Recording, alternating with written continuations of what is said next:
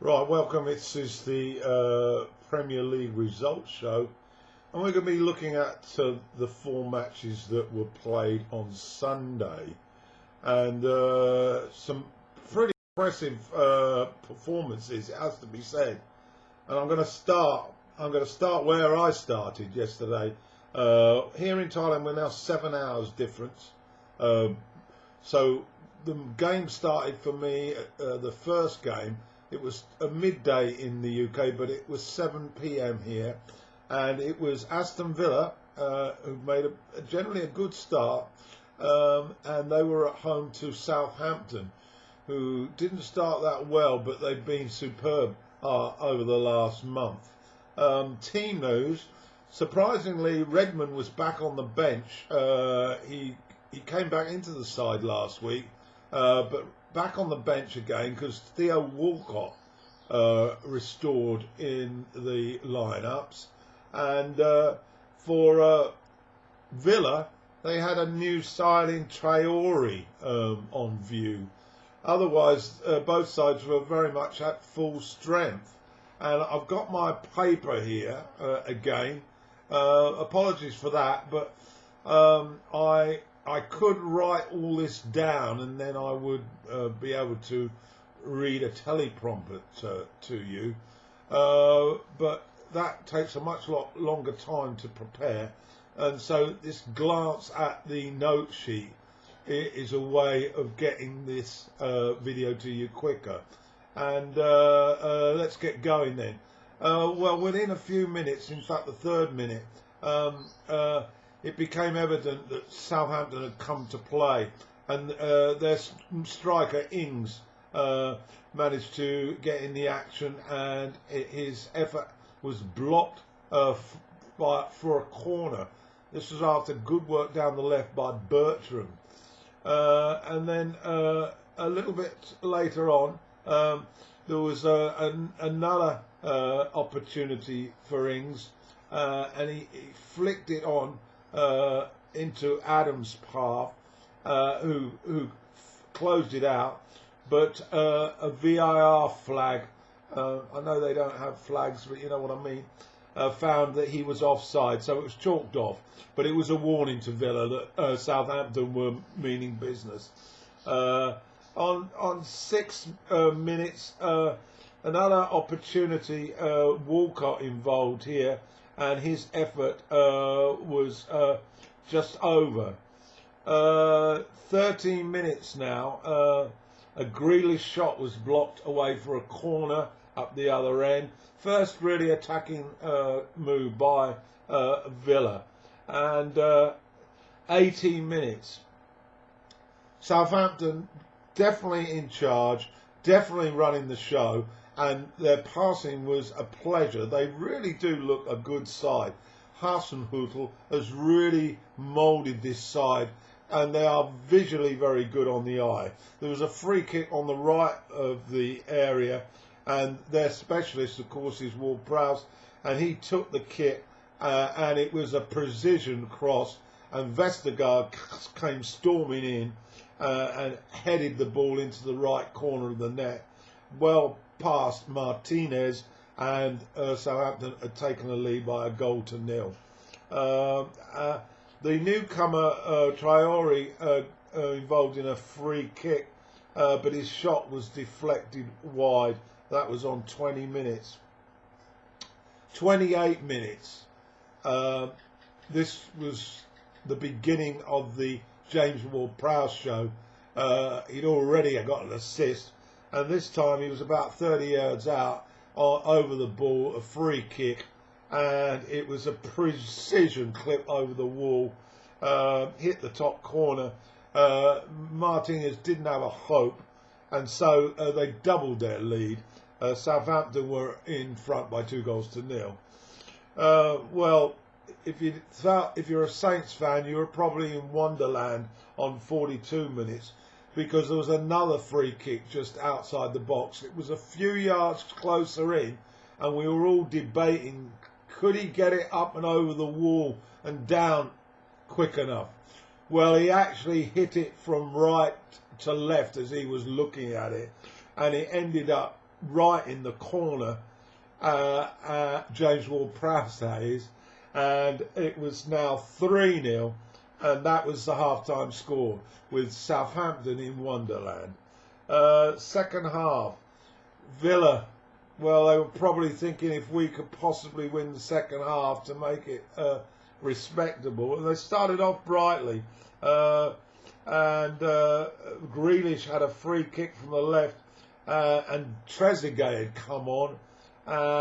His effort was a good one, but McCarthy strong in the goal for Saints, and it was a real test for the keeper. 55 minutes up the other end though, Saints still looking impressive. Armstrong shot just inches wide of the goal, and 57 minutes, the ball was pushed up the left side. Ings on the ball, he cut inside as he approached the edge of the penalty box. He hit a dipping shot which just flew into the top corner. Martinez again didn't have a hope in hell of saving it, and all of a sudden Southampton were 4-0 up. Yeah, I'll repeat that. Southampton were 4-0 up. Well, after that, understandably, they took the fat foot off the gas a little bit. And 61 minutes, to their credit, Aston Villa showed a bit of grit and determination. And Grealish was involved. And his chipped sort of cross into the box. And Mings, head and shoulders above everybody, steered his header into the corner. So it was 4-1. 4 minutes later, Vestergaard's defensive work was absolutely crucial in denying Trezeguet, who was a threat right from the moment he came on. And things were looking better for Villa. When Ings did score again, but he was offside, and then he had to limp off with an injury, which took the heat out of Southampton a bit. Another volley from Trezeguet on 73 minutes went into the ground, and McCarthy was a superb save to push it over the top. We were now into added time, and on 92 minutes, Dalot was caught in the box, and Grealish stepped up and he converted, and that was a 4-2. And remarkably, on 94 minutes, with Southampton starting to panic a little bit, Grealish struck a nice shot inside the box after a corner to peg it back to 4-3. And I've got that wrong about the penalty. It was actually converted by Watkins, not Grealish. And Dalot caught Grealish, which led to the penalty. So I hope you've sorted all that out with me. So anyway, it was now 4-3, but immediately they came back to kick off again. The referee blew the whistle.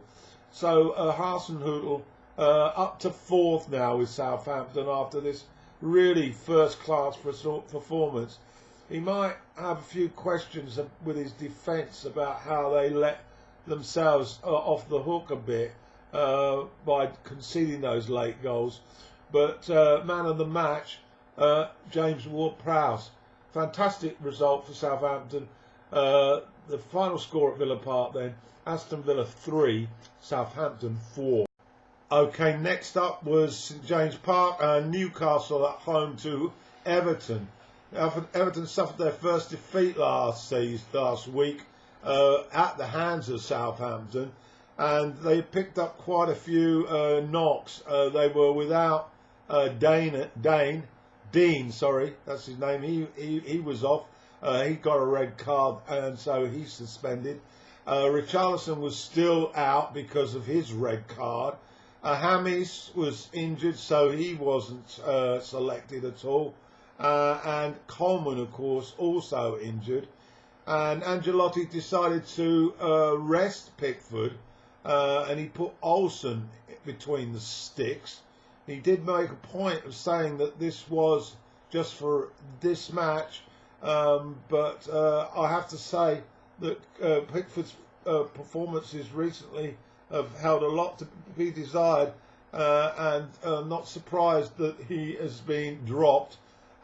Kenny was in right back. I don't know what happened to Godfrey. Maybe he got a slight knock. And for Newcastle, well, they had Smith running the line, Callum Wilson, running the line, and both Almiron and St Maximus were selected.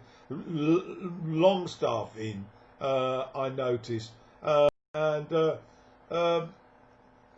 once we got going, then not a lot to say really for the first 20 odd minutes or so. It was give and take. Both sides trying to get some rhythm together.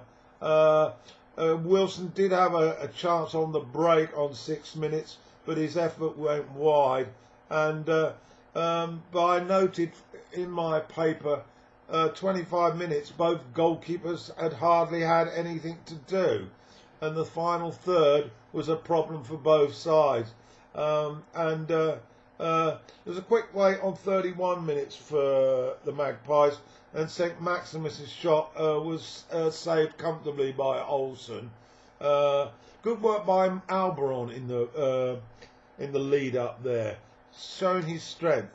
Goalless at the break then, second half, and 53 minutes. There was a clash between Gomez and Callum Wilson on just inside the penalty box, and Wilson went down. Referee awarded a penalty, and Wilson stepped up and converted it to put the Magpies ahead by 1-0. It looked a bit soft to me, but that's the way it goes these days with VAR.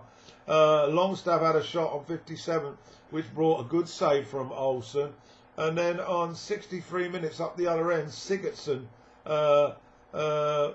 was involved on the free kick, and Lewin's header found Darlow adequately handling it. 83 minutes, a quick break from Newcastle down the left, and it was Fraser. He's come over from Bournemouth, who managed to nip ahead of Mina, and his cross had a slight deflection off Mina's foot, and it arrived perfectly at the feet of Wilson on the line, or near the line, and he prodded it over the line, and that was 2-0. A late effort for Lewin after good work by Iwobi, and Lewin kept up his goal a game, which he's been doing this season, but it wasn't enough. The full-time whistle arrived. Newcastle, a good win for them. Final score at St James's Park, Newcastle 2, Everton 1, and Everton's great start now looking a little bit less great after 2 straight defeats. So to the third match now, and this was the one that most people had their eyes on. It was at Old Trafford, and it was Manchester United at home to Arsenal. Down the years, there's been some epic battles between these two, particularly when Fergie and Wenger were in charge. Man United coming off the back of that terrific 5-0 thumping of Leipzig in the Champions League. Arsenal, well, they came off the back of a win, but their opponents were less than prestigious, to be frank, in the Europa League. Team news, I'm just trying to remember it. Yeah, Solskjaer, he selected Fred and McTominay in midfield, and Pogba and Mason Greenwood, and Rashford up front. Fernandes, of course, as always, in the midfield as well. And so it was basically a full-strength squad with Matic on the bench and Van der Beek and Cavani also on that bench. For Arsenal, they were at full strength really. Saka retained and Bellerin at right back, and Lacazette and Aubameyang up front. So I watched this morning, the whole match, very quick download. I was thrilled as I got stuck into my toast and tea, which is my breakfast. But I soon got a little bit bored with what I was watching. It started off pretty fast and frenzied, but Arsenal started to take command. They had much more of the possession. They were moving forward. They looked hungry. United kept on giving the ball away needlessly in many instances, and it looked as if it was only be a matter of time before the Gunners took the lead. But some wasted opportunities. Aubameyang failed to connect from Bellerin, and 20 minutes though, a sweeping pass from Rashford to Greenwood, and his shot brought Leno into the game. Wan-Bissaka doing a lot of defensive work to try and contain Zaha, sometimes illegally, and it was all a bit scrappy really. But just before the break, Bellerin managed to latch onto a through ball. He waltzed into the box. Pogba was chasing after him, and a needless challenge by the Frenchman. And Bellerin tumbled over, and the referee awarded a penalty, and it was a clear penalty. And Aubameyang stepped up, and that was 1-0 to the Gunners. So that was the score at the break. In the second half, I expected all guns blazing from United, but it just didn't happen. I can honestly say that not one outfield player had a good game. Possibly the strongest of the lot was Greenwood, and he was subbed. But the defence looked jittery. The midfield, Bruno Fernandes, probably his worst game. He was totally ineffective, really. And although there were some changes, rotation, of course, with the arrival of Matic, who came on for Fred, and Cavani came on. It just didn't seem to have any. Van der Beek, he came on. It didn't really have any impact whatsoever. Arsenal looked fairly much in control of the match, and we basically were relieved when the referee blew the final whistle. So United's appalling record at Old Trafford continues in the Premier League. They have played 4 at Old Trafford. They have drawn 1. They've yet to win, and they've lost 3 to all London teams. Crystal Palace, Spurs and Arsenal have beaten United, and of course there was that draw by Chelsea. For Arteta, he surely must have been well content with this performance. It wasn't superb, but they were far more solid than United, a far better organised plan, and he seems to have got them doing exactly what he wants. So final score at Old Trafford was Manchester United 0, Arsenal 1. So last match of the day on Sunday was at the new White Hart Lane. It was Tottenham versus Brighton. Spurs have been performing very well in the league, but they had a bit of a sort of a setback in the week in the Europa League, where they lost away in Antwerp, and Mourinho was very critical of their performance, saying that he would have wanted to have replaced the whole 11 at the half-time break. Of course, their top players weren't selected, Son and Kane, for example, but nevertheless, it's a pretty poor indictment if your coach says none of you deserve to play the second half. Anyway, team news: Reguilon was at left back for Davies. Lamela was in for Lucas Moura. Bale still not fit enough for the 90 minutes. He was on the bench. Brighton Their top scorer Mope was replaced by Gross, and I couldn't see him on the bench either. And Potter suggested it was just a rotation. I'm not too sure about that. Early pressure from Spurs, and Region effort was tipped over. And they had a new keeper, Brighton, as well. Ryan wasn't available, apparently. Kane was fouled by Lallana on 12 minutes. It looked a bit of an iffy one, really.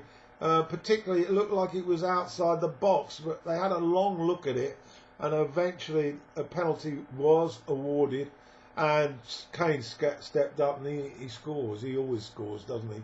22 minutes then, another VAR check for a foul by Doherty on Trossard, but it was waved away, and VAR said no pen. 1-0 at the break then.